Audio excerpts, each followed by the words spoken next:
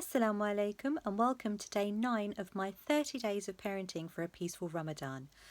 So today I'd like to talk to you about something that, happened to me earlier. I was asked the question, what advice would I give to a new mum or new mums, and what advice would I give to new dads? And so I talked about what I would say, pretty much trust your instincts. And that was pretty much my advice. And for new dads, be supportive, because when your little one comes into this world, their whole world is mum. And you may feel that you're being pushed aside, but you're not. It's just at that moment, that little one is going to be taking all of your, all of mum's resources, everything that she has for the time being. It doesn't stay that way forever. But it got me to thinking about the role of motherhood. And if I was to explain to an alien this concept of motherhood, how would I explain that? And there's a lot of things that come up when you talk to people, talk to mums about their mumming. And I've heard mums say, yeah, I'd die for my kids, I'd kill for my kids, I'd do time for my kids.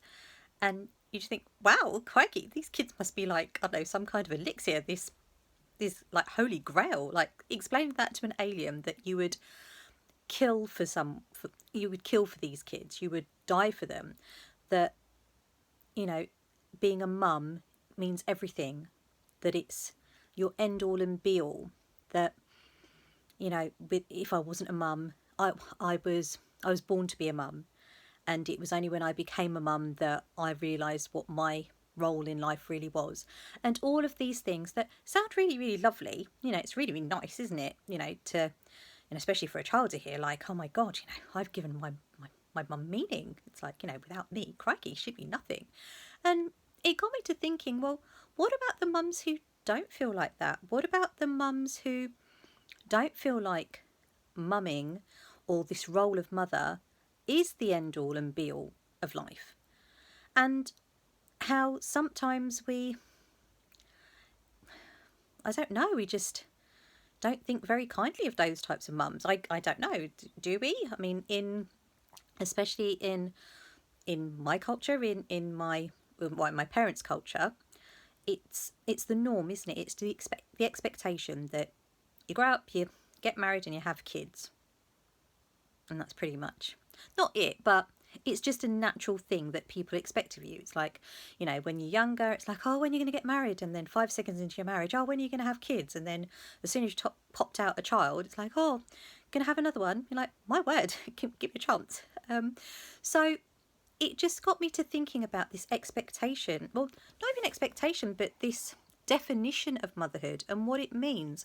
So for the mums that truly believe that their calling, that their reason for being is embroiled in their kids and embroiled in this title of mother, what would you be without your kids then? What would you be if you didn't have children? What would be your reason for being? Would there be one? I'm just throwing it out there, I don't know. Well, actually, I do. Well, of course there would be a reason for being, because by the very essence of being, by the very essence of being here on this earth, that's your reason for being, because you are. And motherhood it's a part of that journey, but it's not the end all and be all. So the mums that are out there that are really struggling because maybe they don't feel that mothering is the end all and be all, you're okay. It's not meant to be. It's fine. So don't beat yourself up about it. And for the mums that kind of got that message already, that, mothering is part of who I am, but it's not who I am in total. It's not the only thing I am. And it's almost like really, really egotistical, isn't it? It's like you had anything to do, or that you were the one that was in control of having these children. And I'm not saying that, you don't have some element of input. Obviously you do, because there are certain things that need to be done to have these kids. But, nowadays there are procedures that take that element out of it. So it's kind of quite ego-led to think that, well, this mumming, I did that. Well, yeah, you were part of it, but it's only by the will of Allah that you had these kids. If we were going to have children every time we did the deed, then the world would be overrun. But we didn't get pregnant every time we had sex. We didn't. So it's some people would say it's potluck, some people would say it's fate. It is by the will of Allah. I truly believe that. I mean, I was told I couldn't have kids, not naturally anyway. And subhanAllah, I went on to have 4 amazingly lovely, healthy children. But if I didn't go on to have children, what would that have meant for me? Well, yeah, I could have really beat myself up about it. I know that I was desperate to have children and I was very lucky, but does that make me any better than a lady that doesn't have kids? No, it doesn't. And there's a hadith that says, no Arab is better than another Arab. Well, no one is better than anyone else, and certainly a mum is not better than a non-mum.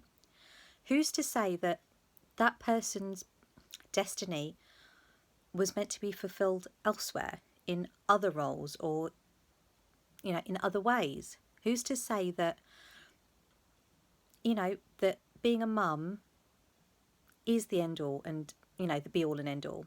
Because I really don't believe it is. And that's not to say that I don't love my children. Would I kill for them? No. I hope I'd never have to, but obviously unless it was a really, really, scary situation and it was life or death, then yes. But it's like these kids, subhanAllah, they're amazing and they're brilliant and they're funny and they're witty, but they don't define me. They're brilliant and witty for them, but motherhood doesn't define me, and that's okay. But it was when I thought that motherhood did define me, that it was my role, that it was my reason for being, and then feeling that I couldn't do it or feeling that I was, really rubbish at it. That's where the crazy came in. So if you strip it all down, I'm lucky to be a mum. I'm truly grateful for being a mum. I am infinitely, amazed at the fact that I am a mum. But it's a gift. It's not a right. It's a privilege. It's amazing, but who am I apart from being a mum? That's where the real essence of me is. And I've just been lucky that I've been, being granted these 4 amazing gifts. And then it got me to thinking as well about, supposing if I never got married, so is a married person better than a single person? Like, no. And I know that especially in certain cultures, that if you're of a certain age, if you're a young lady and you're of a certain age and you've still not got married, it's like, oh God, she's on the shelf. And why? If the very essence of me being here is to get married and have children, yes, that's part and parcel of it. Obviously, we were, put on earth to, to multiply and to worship Allah. Yes, we were. But that's only part of our journey. Who's to say that, these women and men that don't get married and don't have children, that they're not performing an amazing role too? So this really is a kind of reminder to get over yourself, really. And for me as well, yes, being a mum is amazing, but it's not the be all and end all, nor is it meant to be. So again, give yourself a break. If you're finding this mumming hard, it will pass. It will. It's not going to be hard all the time. It's as hard as we think it is. And that's all I'd like to say, really. So inshallah, I shall see you tomorrow for day 10. I pray that you have a wonderful evening, and I shall see you tomorrow, inshallah. Assalamu alaikum.